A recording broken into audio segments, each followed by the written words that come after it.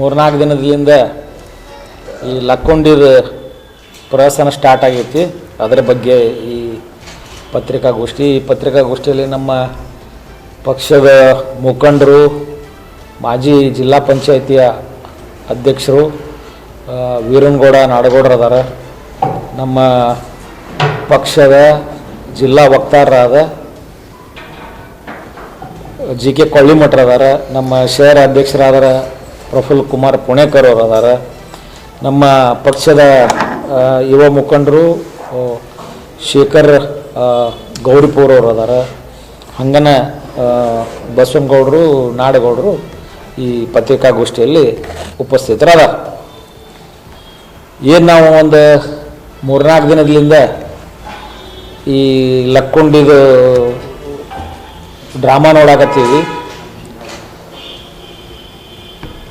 ಮೊದಲ ಈ ಏನು ಲಕ್ಕೊಂಡಿ ಪ್ರಾಧಿಕಾರದ ಸದಸ್ಯರು ಅನ್ನಿಸ್ಕೊಂಡವರು ಮಾಜಿ ಜಿಲ್ಲಾ ಪಂಚಾಯಿತಿಯ ಅಧ್ಯಕ್ಷರು ಸದಸ್ಯರು ಸಿದ್ದು ಪಾಟೀಲರು ಮುಖ್ಯಮಂತ್ರಿಗಳಿಗೆ ಒಂದು ಮಾಹಿತಿ ನೀಡ್ತಾರೆ. 800 ಗ್ರಾಮ್ಲಿಂದ 1 kg ಮಟನೂ ಬಂಗಾರದ ಸಾಮಾನು ಸಿಕ್ಕಾವ ಸರ್ ಅಂಥೇಳಿ. ಒಂದೇ ನಮ್ಮ ಪ್ರಶ್ನೆ ಏನಂದ್ರೆ, ಸಿದ್ದು ಪಾಟೀಲು ಯಾರು ಇದನ್ನು ಹೇಳಾಕ? ಅವ್ರು ಯಾರು ಅಧಿಕಾರ ಕೊಟ್ಟರು ಇದನ್ನು ಮಾಡಾಕೆ? ಅಲ್ಲಿ ಅಧಿಕಾರಿಗಳು ಇದ್ದಿದ್ದಿಲ್ಲೇನು? ಇವರು ಮುಖ್ಯಮಂತ್ರಿಗಳಿಗೇನ ಯಾಮಾರಿಸಿದ್ರೇನು? ಅವ್ರಿಗೆ ಇವ್ರು ಸುಳ್ಳು ಹೇಳಿದ್ರೇನು? 800 ಗ್ರಾಮು 1 kg ಇದ್ದಂಥ ಬಂಗಾರದ ಸಾಮಾನು ಹೊಳ್ಳಿ ಅವರೆಲ್ಲ ತೂಕ ಮಾಡಿದ್ಮ್ಯಾಗ 460 ಗ್ರಾಮಿಗೆ ಬಂದೈತಿ. ಇದರೊಳಗೆ ನಮಗೆ ಸಮಸ್ಯೆ ಏನಂದ್ರೆ, ಒಂದು ಇದು ಕೈ ಬದಲಾಯಿಸೋದ್ರೊಳಗೆ ಅವ ಒಂದಿಷ್ಟು ತಕ್ಕೊಂಡು ಅದು KGಲಿಂದ 400 ಗ್ರಾಮಿಗೆ ಬಂದೈತೆ ಅನ್ನೋದು ಒಂದು ನಮ್ಮ ಸಂಶಯ. ಆ ಹುಡುಗ ಏನು ಪ್ರಜ್ವಲ್ ರೀತಿ ಸಿಕ್ಕ ಮೇಲೆ ಅದು ಪಾಪ ಆ ಹುಡುಗ ಏನು ಮಾಡ್ಯಾನ, ಎಲ್ಲರ ಮನೆಗೆ ಅದನ್ನು ತೊಗೊಂಡು ಅಡ್ಡಾಡಿಬಿಟ್ಟಾನ. ಅದನ್ನು ತೊಗೊಂಡು ಅಡ್ಡಾಡಿದಾಗ ಯಾರ್ಯಾರ ಕಡೆ ಹೋಗ್ಯಾನ, ಅವ್ರು ಏನು ಮಾಡಿದರು ಆ ಹುಡುಗಗೆ ಗೊತ್ತು. ಆ ಹುಡುಗ ಅಷ್ಟಕೊಂಡ ತಿಳುವಳಿಕೆ ಇಲ್ಲಾರದಕ್ಕೆ ಅದು ದುರುಪಯೋಗ ಆಗೈತಿ. ಪೊಲೀಸರು ವಿಶೇಷವಾಗಿ ನಮ್ಮ SP ಅವರು ಅಲ್ಲಿದ್ದರು. ನಾವು ಅವರಿಗೆ ಒತ್ತಾಯ ಮಾಡೋದು ಏನಂದ್ರೆ, ಆ ಹುಡುಗನ ಕರ್ಕೊಂಡು ಅವ ಎಲ್ಲೆಲ್ಲಿ ಹೋದ, ಯಾರ್ಯಾರಿಗೆ ಭೇಟಿ ಆದ, ಏನಾದ ಅದ್ರ ತನಿಖೆ ಆಗಬೇಕು. ಯಾಕಂದರೆ ಇದು ಎಲ್ಲರೂ ಹೇಳುವಂಗೆ ಸರ್ಕಾರದ ಸ್ವತ್ತು. ಈಗ ಸರ್ಕಾರಕ್ಕೆ ಸೇರಬೇಕಾದಂಥದ್ದು ಒಂದು ಅಮೂಲ್ಯವಾದ ಏನು ವಸ್ತುಗಳು ಸಿಕ್ಕಾವ, ಅವ್ರ ಮನೆಗೆ ಇವ್ರ ಮನೆಗೆ ಆ ಹುಡುಗ ಹೋಗಿ ಇವರು ಅವ ಒಂದಿಟ್ಟು ತಕ್ಕೊಂಡ ಇವ ಒಂದಿಷ್ಟು ತಕ್ಕೊಂಡ ಅಂಥೇಳಿ ಇದು ಕಮ್ಮಿ ಹಾಕ್ಕೊಂತ ಬಂದೈತೆ ಅನ್ನೋದು ನಮಗೆ ಸಂಶಯ ಬರ್ತೈತಿ. ಇವರು ಅದನ್ನು ತನಿಖೆ ಮಾಡಬೇಕು. ಒಂದು ಸಿದ್ದು ಪಾಟೀಲರು ಒಂದು ವಿಡಿಯೋ ಮಾಡಿ ಮುಖ್ಯಮಂತ್ರಿಗಳಿಗೆ ಸಚಿವರಿಗೆ ಫೋನ್ ಮಾಡಿ ಅದನ್ನು ಹೇಳೋ ಬದಲಿ ಅಧಿಕಾರಿಗಳಿಗೆ ಅದನ್ನು ಕೊಡಬೇಕಾಗಿತ್ತು. ಇಂಥದ್ದು ಸಿಕ್ಕಿ ಸರ್, ಇಂಥ ಹುಡುಗ ನಮ್ಮ ಕಡೆ ತಂದು ಕೊಟ್ಟಾನ, ಇದನ್ನು ತಗೋರಿ ಅಂತ ಹೇಳಿ. ಆಮೇಲೆ ಆ ಬಂಗಾರನ ಏನು ಮೌಲ್ಯಮಾಪನ ಮಾಡೋಕೆ ಏನೈತಿ ಎತ್ತೈತಿ ಅಂಥೇಳಿ ಅದನ್ನು ಅಧಿಕಾರಿಗಳು ಪರಿಶೀಲನೆ ಮಾಡೋ ಟೈಮ್ನಾಗ ಈ ಸಿದ್ದು ಪಾಟೀಲರು ಅದನ್ನು ಪರಿಶೀಲನೆ ಮಾಡ್ತಾರೆ. ಇವ್ರು ಯಾರು? ಸಿದ್ದು ಪಾಟೀಲರು ಯಾರು? ನಮ್ಮ ಪ್ರಶ್ನೆ ಇದು. ಅವ್ರು ಇರಬೇಕಾ ಲಕ್ಕೊಂಡಿ ಪ್ರಾಧಿಕಾರದ ಸದಸ್ಯರು ಅಧ್ಯಕ್ಷರು ಏನೋ ಇರಬೇಕು. ಅದಕ್ಕೆ ಲಕ್ಕೊಂಡಿ ಪ್ರಾಧಿಕಾರದ ಕೆಲಸ ಏನು? ಯಾರ್ದೋ ಖಾಸಗಿ ಆಸ್ತಿ ಒಳಗೆ ನಿಧಿ ಸಿಕ್ಕೈತಿ ಅಥವಾ ಬೆಲೆ ಬಾಳೋ ವಸ್ತು ಸಿಕ್ಕಾವ, ಅದನ್ನೇ ಸರ್ಕಾರಕ್ಕೆ ಹಸ್ತಾಂತರ ಮಾಡಬೇಕಾಗಿದ್ದಷ್ಟೇ ಅಧಿಕಾರಿಗಳ ಕೆಲಸ. ಅಧಿಕಾರಿಗಳು ಅದನ್ನು ವಶಕ್ಕೆ ತಗೋಬೇಕಾಗಿತ್ತು. ಏನು ಇವರು ರಮೇಶ್ ಮೂಲಿಮನಿ ಇವರೇನು ಹೇಳಿದರು? ಅದು ನಿಧಿ ಅಲ್ಲ ಅಂದರು. ನಿಧಿ ಅಲ್ಲ ಅಂತ ಹೇಳಿ ಅವ್ರು ಹೇಳಾದ ಮೇಲೆ ಅವ್ರಿಗೆ ಒತ್ತಡ ಹಾಕಿ ಅದನ್ನು ಮತ್ತೆ ನಿಧಿ ಅನ್ನೋಂಗೆ ಅದನ್ನು ನಿನ್ನೆ ಕನ್ವರ್ಟ್ ಮಾಡಿಸಿದರು. ಆ ಒತ್ತಡ ಹಾಕುವ ಉದ್ದೇಶ ಇವ್ರದ್ದು ಏನಂದ್ರೆ, ಏನೇ ಇವರು ಒಂದು ಬಯಲು ಸಂಗ್ರಹಾಲಯ, ವಸ್ತು ಸಂಗ್ರಹಾಲಯ ಅಂತೇಳಿ ಲಕ್ಕೊಂಡಿ ಒಳಗೆ ಮಾಡಿದರು. ಮುಖ್ಯಮಂತ್ರಿಗಳು ಬಂದು ಅದಕ್ಕೆ ಚಾಲನೆ ಕೊಟ್ಟು ಹೋದರು. ಅದಾದ ಮೇಲೆ ಅದಕ್ಕೆ ದುಡ್ಡು ಬಂದಿಲ್ಲ. ಆ ದುಡ್ಡು ಬರಲಿ ಅನ್ನೋ ಸಲುವಾಗಿ ಇವರು ಅದನ್ನು ಏನಾರ ಮಾಡಿ ಇದು ನಿಧಿ ಸಿಕ್ಕೈತಿ ಅನ್ನುವಂಥ ಒಂದು ಇದನ್ನು ಬಿಂಬಿಸಾಕ ಹೊಂಟಾರ. ಅದು ನಿಧಿ ಅಂತ ಪ್ರೂವ್ ಆತಂದ್ರೆ ಸರ್ಕಾರದಿಂದ ರೊಕ್ಕ ಬರುತ್ತೆ ಅನ್ನೋ ಒಂದು ಉದ್ದೇಶಕ್ಕೆ ಎಲ್ಲರೂ ಕೂಡಿ ಈ ಕೆಲಸಕ್ಕೆ ಕೈ ಹಾಕ್ಯಾರ. ಅದು ನಿಧಿ ಹೌದೋ ಅಲ್ಲೋ ಅನ್ನೋಕ್ಕೆ ಅದಕ್ಕೆ ಒಂದು ಸೈಂಟಿಫಿಕ್ ಪ್ರೊಸೆಸ್ ಆಗಬೇಕು.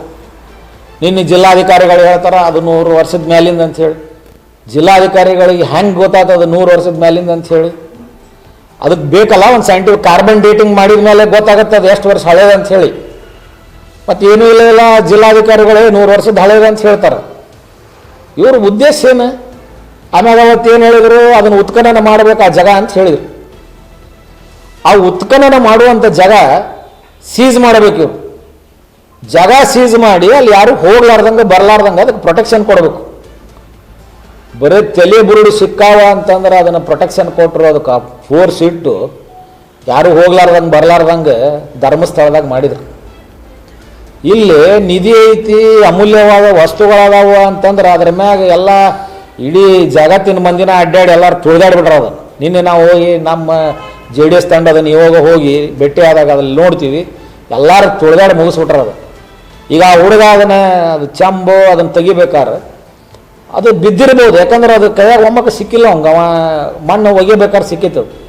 ಈಗ ಅದರೊಳಗಿನ ಏನಾರ ಬಿದ್ದಿದ್ದು ವ್ಯಾಲ್ಯೂಬಲ್ಸ್ ಅಂದ್ರೆ ಮತ್ತೀಗ ಅದನ್ನು ಹುಡುಕಬೇಕು ಅಂದ್ರೆ ಅದನ್ನು ನೀವು ಉತ್ಖನನ ಮಾಡಿದಾಗ ಸಿಗ್ತಾವೆ. ನೀವು ಉತ್ಖನನ ಮಾಡಬೇಕಂದ್ರೆ ಆ ಜಾಗನ ನೀವು ಸೆಕ್ಯೂರ್ ಮಾಡಬೇಕು. ಅಂದಾಗ ನೀವು ಉತ್ಖನನ ಮಾಡಿದರೆ ಸಿಗ್ತಾವೆ. ತುಳಿದಾಡಿ ಹೋದ್ರೆ ಅದು ಮಣ್ಣಾಗ ಹೋಗ್ಬಿಡ್ತೈತಿ. ಇಷ್ಟೆಲ್ಲ ಲೋಪದೋಷಗಳು. ಇವರು ಅದನ್ನು ಸೀಸ್ ಮಾಡ್ತಾರೆ, ಪಂಚರ್ ಸಹಿ ಮಾಡಿಸ್ತಾರೆ, ಮನಿಯವ್ರು ಸಹಿ ಮಾಡಿಸಂಗಿಲ್ಲ ಇವರು. ನನ್ನ ಖಾಸಗಿ ಜಾಗದಾಗ ಏನಾರು ವಸ್ತು ಸೀಸ್ ಮಾಡ್ತಾರೆ ಅಂದರೆ ಅದು ಪೊಲೀಸರಿರಲಿ ಯಾವುದೇ ಅಧಿಕಾರಿಗಳಿರಲಿ ಆ ಮನೆಯನ್ನವ್ರು ಸಹಿ ಮಾಡಿಸುವಂಥ ಅಗತ್ಯತೆ ಐತಿ. ಇವರು ಅವ್ರ ಮನೆಯನ್ನವ್ರದ್ದು ಯಾರ್ದು ಸಹಿ ಮಾಡಿಸಿಲ್ಲ. ಇವರು ಬಂದರು, ಯಾರ ಪಂಚರ್ ಅಂದರು, ಅವ್ರನ್ನ ಕರ್ಕೊಂಡ್ರು, ಸಹಿ ಮಾಡಿಸಿದ್ರು, ಇಷ್ಟು ಅದಾವಂದ್ರು, ತೊಗೊಂಡು ಹೋದರು.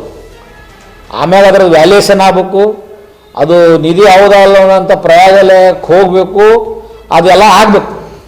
ಅದು ಏನೂ ಇಲ್ಲ. ಇವರು ತರಾತುರಿ ಒಳಗೆ ಅದು ಒಬ್ಬರು ನಿಧಿ ಅಂತಾರೆ, ಒಬ್ಬರು ನಿಧಿ ಅಲ್ಲ ಅಂತಾರೆ. ಇವರು ಇಲ್ಲೊಂದು ಡ್ರಾಮಾ ನಡೆಸ್ಬಿಟ್ರಿ. ಇವ್ರು ಏನಾರ ಮಾಡಿ ಅದನ್ನು ನಿಧಿ ಅಂತ ಪ್ರೂವ್ ಮಾಡಿ ಏನು ಇವರು ಅದು ಬೈಲ ವಸ್ತು ಸಂಗ್ರಹಾಲಯ ಮಾಡ್ಯಾರ, ಅದಕ್ಕೆ ರೊಕ್ಕ ತರಿಸ್ಬೇಕಾಗಿತ್ತು ನಮ್ಮ ಸಚಿವರಿಗೆ. ಆ ಉದ್ದೇಶಕ್ಕೆ ಇದನ್ನು ನಿಧಿ ಅಂಥೇಳಿ ಇವರು ಮಾಡ್ಕೊತ ಹೊಂಟಾರ ಹೊರತು ಅದರಲ್ಲಿಂದ ಆ ಮನೆಯವ್ರಿಗೆ ಈ ಲಕ್ಕುಂಡಿ ಇತಿಹಾಸದೊಳಗೆ ಕಮ್ತರ ಅನ್ನಂಥವ್ರು, ಶರಣಪ್ಪ ಕಮ್ತರ ಅನ್ನಂಥವ್ರದ್ದು ಜಮೀನನ್ನು 18 ವರ್ಷ ಹಿಂದೆ ತೊಗೊಂಡಾರ ಇವರು ಉತ್ಖನನ ಮಾಡಕ್ಕೆ. ಉತ್ಖನನ ಮಾಡ್ತೀವಿ ಅಂತ ಹೇಳಿ ಅರ್ಧ ಮಾಡಿ ನಿಂದಿರ್ಸಾರ. ಪಾಪ ರೈತ ಅದ್ರಾಗ ಬಿತ್ತಂಗಿಲ್ಲ, ಬೆಳೆಯಂಗಿಲ್ಲ, 18 ವರ್ಷದಿಂದ ಬೀಳು ಬಿದ್ದೈತಿ. ಒಂದು 20 ಫೂಟ್ ಕಂಟಿ ಬೆಳೆದವಲ್ಲಿ. ನಿನ್ನೆ ನಾವು ಅಲ್ಲಿ ಹೋಗಿ ಬಂದೀವಿ ನಮ್ಮ ತಂಡ. ಆ ರೈತಗೇನು ಕೊಟ್ಟಿಲ್ಲ ಇವರು. 1 ವರ್ಷ 1,20,000 ರೂಪಾಯಿ ಏನು ಇವರು ಬೆಳೆ ಪರಿಹಾರ ಅಂತ ಕೊಟ್ಟಿದ್ದ ಖರೆ ಆ ರೈತಗೇನೂ ಇಲ್ಲ. ಅವ ರೈತ ಅಲ್ಲೇ ಬಿತ್ತಂಗಿಲ್ಲ, ಬೆಳೆಯಂಗಿಲ್ಲ.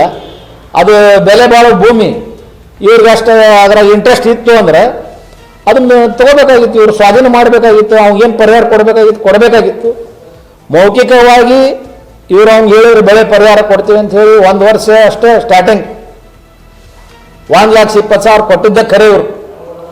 ಒಳ್ಳೆ ರೈತಗೆ ಬಿಡಿಗಾಸು ಕೊಟ್ಟಿಲ್ಲ ಇವರು. ಆ ಜಮೀನು ಇವ್ರು ಸ್ವಾಧೀನದಾಗ ಐತಿ. ಅವ ಬೆಳೆಯಂಗಿಲ್ಲ, ಬಿತ್ತಂಗಿಲ್ಲ, ಎಲ್ಲ ಗೆಬರಾಡ್ಬಿಟ್ರ ಅದನ್ನು. ಮತ್ತೀಗ ಆ ರೈತ ಏನು ಮಾಡಬೇಕು? ಅಷ್ಟು